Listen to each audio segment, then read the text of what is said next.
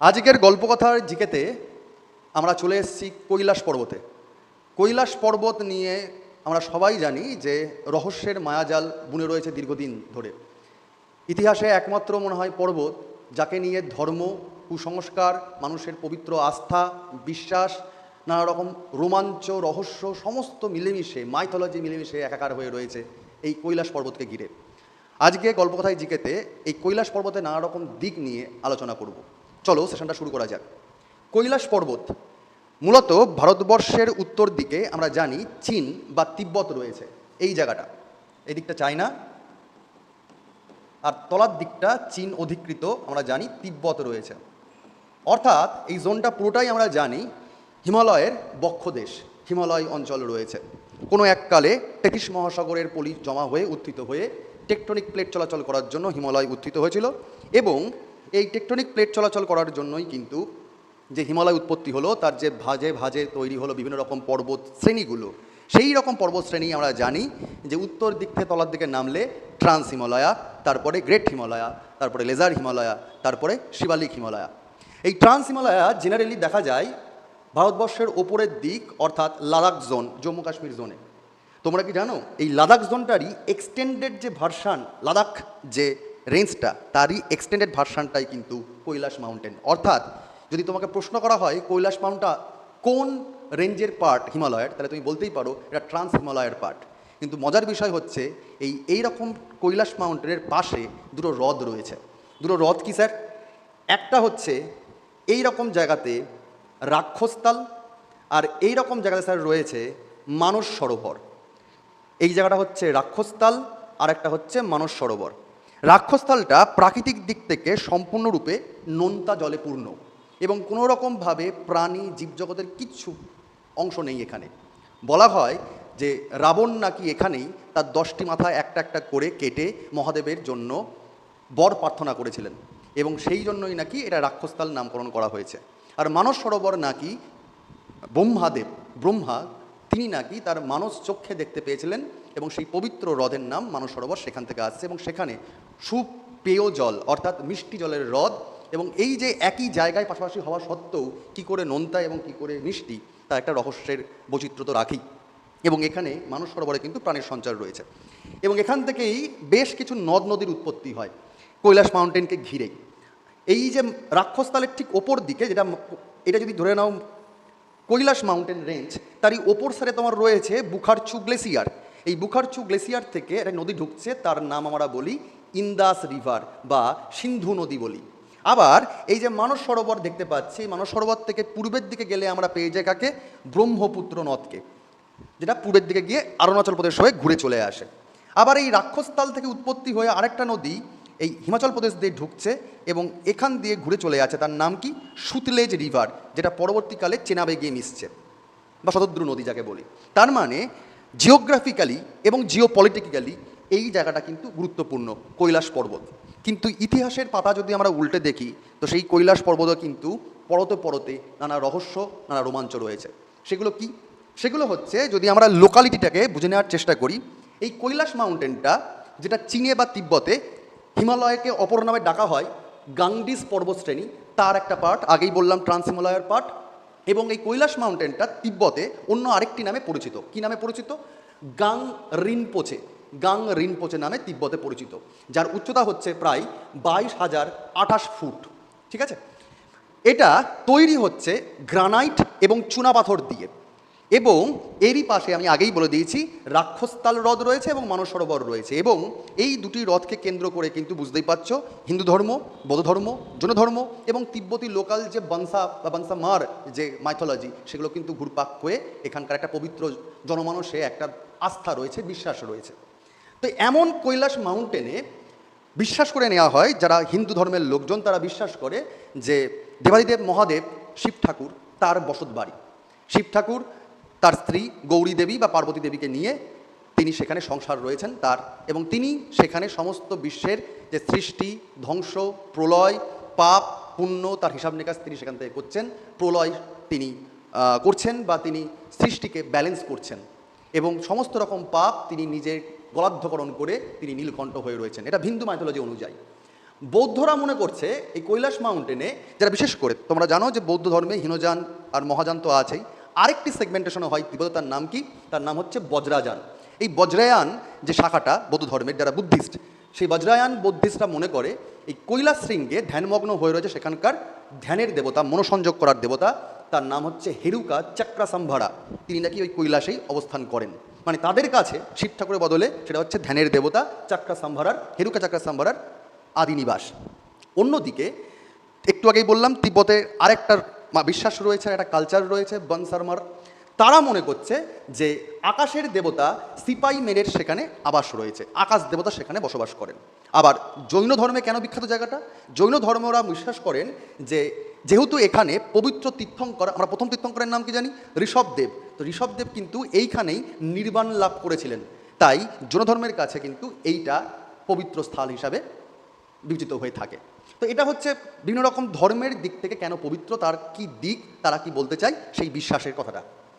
এবার এই রকম জায়গাতে একটা অদ্ভুত সিনারিও রয়েছে, দেখতেই পাচ্ছ। গুগল আর্থে যদি ছবি দেখো, নানা রকম একটা আলো আধারি খেলা সবসময় চলে। আমরা যারা পাহাড়কে ভালোবাসি, সেই পাহাড়ের বিভিন্ন সময়, সকাল, দুপুর, বিকেল, সন্ধে, গোধূলি, নানা সময় সূর্যের আলোক রশ্মির প্রতিসরণের জন্য এই বরফের চায়ে বা পাহাড়ের বিভিন্ন খাঁজে খাঁজে যে অপরূপ শোভা ধারণ করে সেটা আমরা জানি, এবং তার স্বাদ কিন্তু আমরা চোখে এবং মনে শুষে প্রাণে নেওয়ার চেষ্টা করি। কিন্তু কৈলাস পর্বতে এই যে আস্বাদ, সেটা কিন্তু আরও ভয়ঙ্কর এবং আরও বেশি রহস্য বা রোমাঞ্চকর। কীরকম? কৈলাস পর্বতে এই যে কনসেপ্টগুলো রয়েছে, এই কৈলাস পর্বতে ধর্মবিশ্বাসের জন্য বহু মানুষ সেখানে যাওয়ার চেষ্টা করেছিলেন যে কী রহস্য, কী রোমাঞ্চ, গিয়ে দেখতে হবে। কিন্তু বারবার করে যখন তারা সেখানে গেছে, তখন নানা রকম অদ্ভুত কাণ্ডের সম্মুখীন হয়েছে তারা। কীরকম?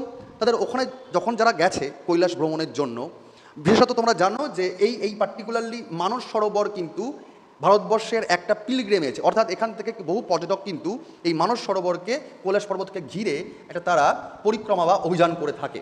ঠিক আছে? এবার এই মানস সরোবরের বদলে যারা যারা এই বিভিন্ন রকম, আমরা জানি কি কাঞ্চনজঙ্ঘা বা বিভিন্ন রকম ইভেন মাউন্ট এভারেস্টকেও সামিট করা হয়েছে বা অভিযান করা হয়েছে।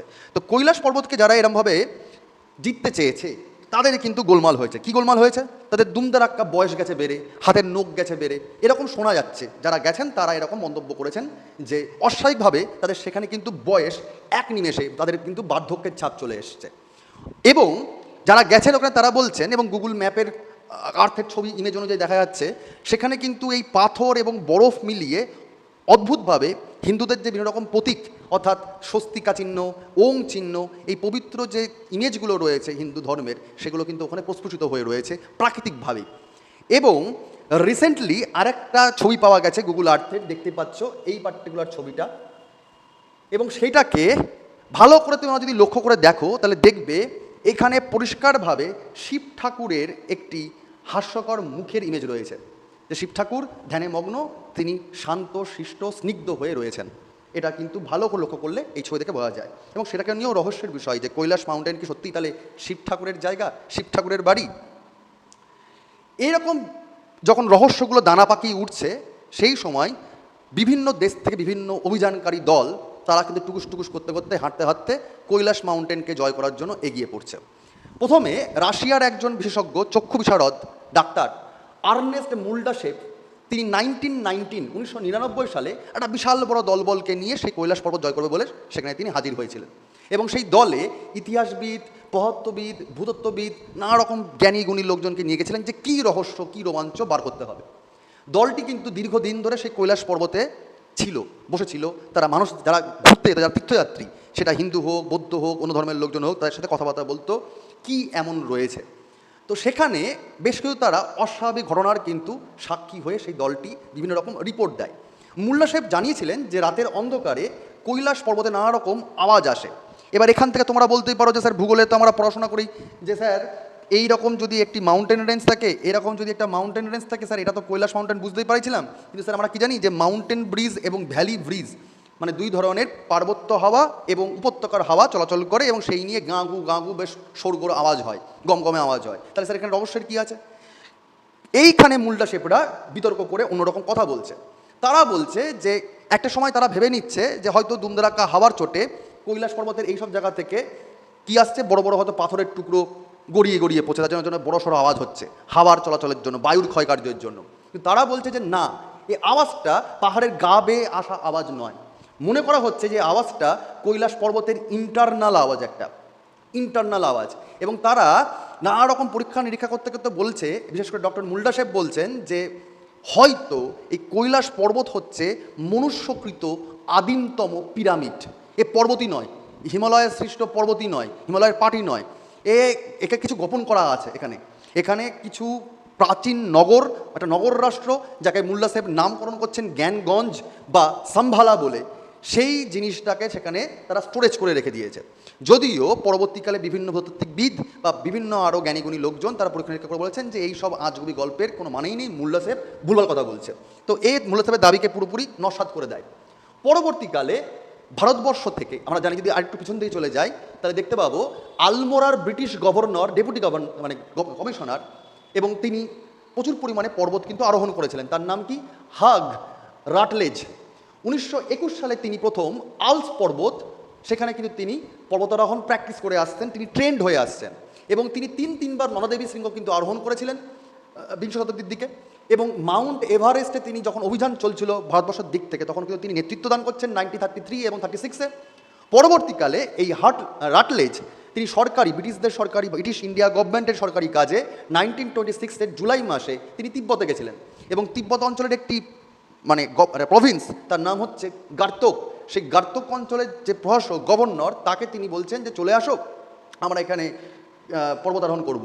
যদিও গার্তক সাহেব মানে অর্থাৎ গার্পন, যিনি গার্তকের গভর্নর ছিলেন, তিনি কোনো একটা কাজে ব্যস্ত ছিলেন। তো সেই কোনো কাজ তো কর্ম হচ্ছে না, তো রাটলেজ সাহেব তার স্ত্রীকে নিয়ে এবং ভারতীয় সেনাবাহিনীর দলকে নিয়ে এবং সেনাবাহিনীর একজন কর্নেল ছিলেন আর.সি. উইলসন, তাকে নিয়ে কৈলাস পরিক্রমা করে আসেন।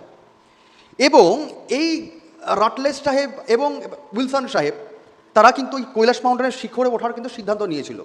এবং তাদেরকে সাথ দিয়েছিল একজন শেরপা, তার নাম কি? শেরপা সাতান। কিন্তু বেশ কিছু আবার রহস্যময় অদ্ভুত ঘটনা তাদের সঙ্গে ঘটে এবং তারা বাধ্য হয় শিখর বেয়ে ফিরে আসে। তারা কিন্তু শিখর আরোহণ করতে পারেনি, আলটিমেটলি তারা চলে আসে। কিন্তু এই আর.সি. উইলসনের কিন্তু একটা নেশা হয়ে যায় যে একবার ঘুরে দেখতেই হবে এবং সামিট জয় করেই ছাড়বে। কী এমন আছে? কারণ তারা এভারেস্ট জয় করে ফেলছে, বড় বড় শৃঙ্গ জয় করে ফেলছে, তো কৈলাস মাউন্ট তার থেকে তো অনেক হাইট কম, তাহলে কী এমন রহস্য রয়েছে দেখতে হবে। পরবর্তীকালে আমরা যখন দেখব কর্নেল উইলসন এবং শেরপা সাতান কিন্তু যখন যাচ্ছে, সেখানে বেশ কিছু দেখা যাচ্ছে যে একটা পার্টিকুলার যখন বোল্ডারের ওপরে তারা উঠছে কিছু দূর গিয়ে, সেই বোল্ডারের কাছে যাওয়ার পর থেকেই কিন্তু নানা রকমভাবে ওয়েদারের ফোরকাস্ট পাল্টে যাচ্ছে, অর্থাৎ নানা রকম হ্যালুসিনেশন শুরু হচ্ছে।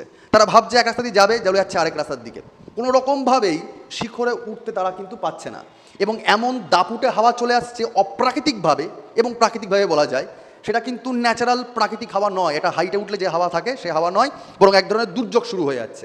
যেন হাওয়া অনেকটা বাজ পাখির যে পাখনা, তার মধ্যে যেন ঝাপটা দিয়ে দিচ্ছে। এইরকমভাবে তারা বেশ কয়েকবার চেষ্টা করেছিলেন উইলসন সাহেবরা এবং তার শেরপা সাতান, কিন্তু উঠতে আফটার অল পারেননি। পরবর্তীকালে একজন লোক 1936-এ অস্ট্রিয়ার একজন পর্বতারোহী, তিনি একজন একাধারে দার্শনিকও, তার নাম হচ্ছে হারবার্ট টিচি। তিনি ওই পার্টিকুলার ওর পাশেই আর একটা পিক আছে নীলকাঙ্কার বলে, সেই তার পিকটার পুরো নাম হচ্ছে নীলকাঙ্কার হিমালয় গুরলা মান্ধাতা, যার হাইট ছিল 25,243 ফুট, মানে এটা কৈলাস মাউন্টেনের থেকেও বেশি উচ্চতাপূর্ণ। সেই আরোহণ করতে তিনি এসেছিলেন এবং তিনিও কিন্তু ওইখানে গিয়ে যে পার্শ্ববর্তী প্রভিন্স গার্তক, তার শাসককে তিনি আমন্ত্রণ জানিয়েছিলেন।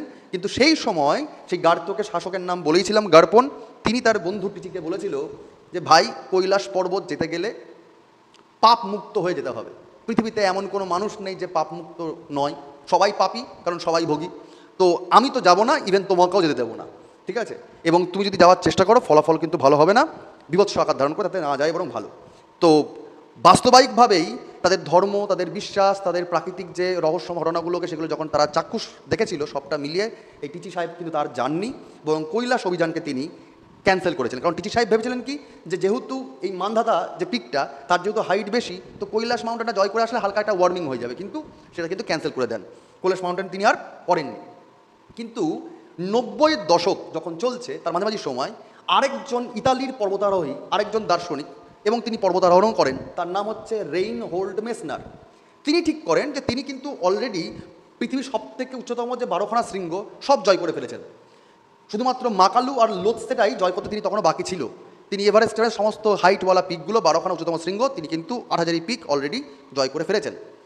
তো এই মেসনার সাহেব 1986-এ তিনি চেষ্টা করছিলেন, প্রস্তুতি নিচ্ছিলেন কৈলাস পর্বতকে জয় করার, কারণ এতদিন ধরে এত রহস্য শুনছেন, তিনি চেষ্টা করছেন কৈলাস মাউন্টেন জয় করবেন।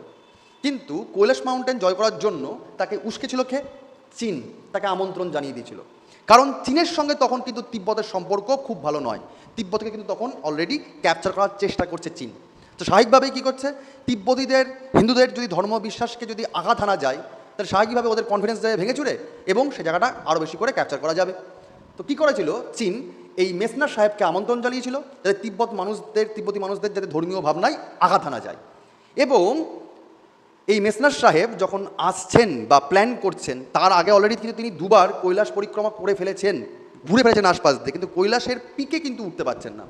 তো তখন তিনি অলরেডি এখানকার যে 4টে ধর্মমত কী বলেছিলাম, বৌদ্ধ, হিন্দু, জৈন এবং বনসারমার, এই 4টে ধর্মমতের মানুষজনের যে দৃঢ় বিশ্বাস, প্রাকৃতিক যে একটা অদ্ভুত রোমাঞ্চ রহস্য, এই কোনো কিছুকেই তিনি কিন্তু মানে পর্বতারোহী হয়ে তিনি কিন্তু ওই মানে কী বলবো জোশে হোশ খুইয়ে ফেলেননি। তিনি বরং বলেছিলেন যে না, চীন ডাকুক আর যেই ডাকুক, পৃথিবীতে এর থেকে অনেক কঠিন কঠিন শৃঙ্গ আছে, সেগুলো জয় করব, সেগুলো জয় করে মানুষের মনে ইতিহাসের পাতায় আমি নাম লিখবো স্বর্ণাক করে, কিন্তু কৈলাস মাউন্টকে জয় করে আমি এমন কোনো ধর্মবিশ্বাসকে আঘাত দিতে পারবো না, বরং সেটা উচিত হবে না।